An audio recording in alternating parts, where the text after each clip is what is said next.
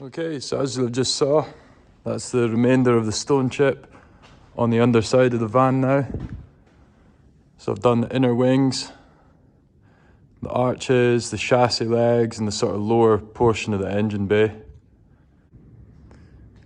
And I've laid it on pretty thick where the two overlapped each other, just sort of round about here. The chassis legs are looking nice and protected now. Both sides. Same with these sort of inner arches. It's nice to see them all in one colour now, because there's quite a bit of welding and stuff to do in there.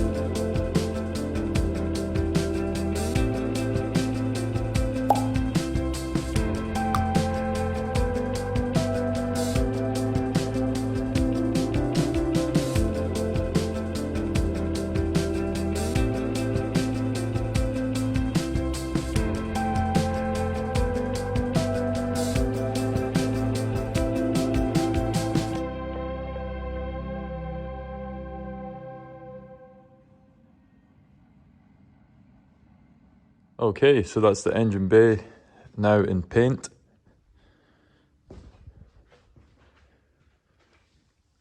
I just gave it two pretty good coats of gloss black.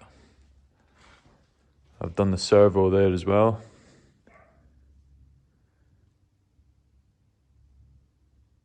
So I'm not chasing the perfect finish for this at all. It was really just to tidy it up a bit and to blend it into the rest of the underside of the van. So we're now sort of fully coated and fully protected and all nice and kind of stealthy black.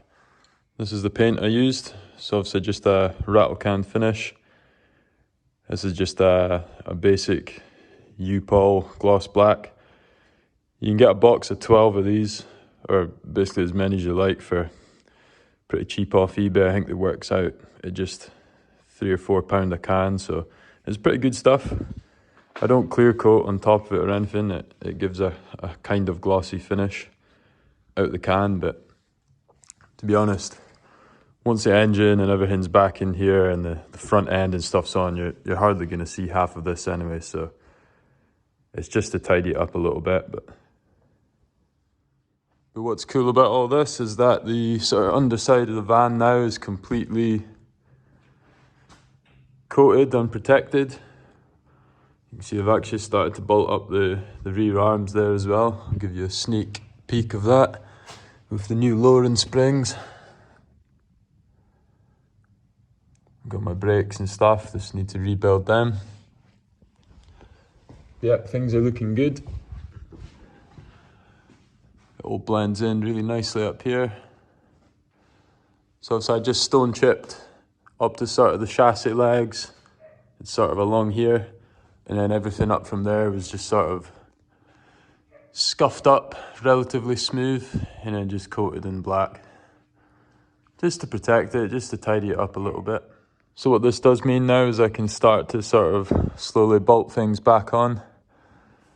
I think probably one of the first ones would be to get the master cylinder back on, and it still has sort of the 4 brake lines that runs across the back, and they join to a union that sits kind of in here. I think I showed that in the last video, and then that means I can run, or I can start to run my new brake lines right down along the rest of the van. I think from factory as well, they had a lot of this sort of soft, I'm not sure, it was like sound deadening padding type stuff here. There was a big bit across the back, another one in the inner wing here. I'm not going to put any of that back on. I don't really see the point in it. But what I will put back on is, there's a great big, where these studs are, there's a great big sort of, I don't know what you'd call it, heat wrap sort of stuff that sort of sits over here, and it protects the UJ on the steering column, so I will put that back on. And then obviously one of the main things that can go back on is the front subframe, now that everything's sort of painted up.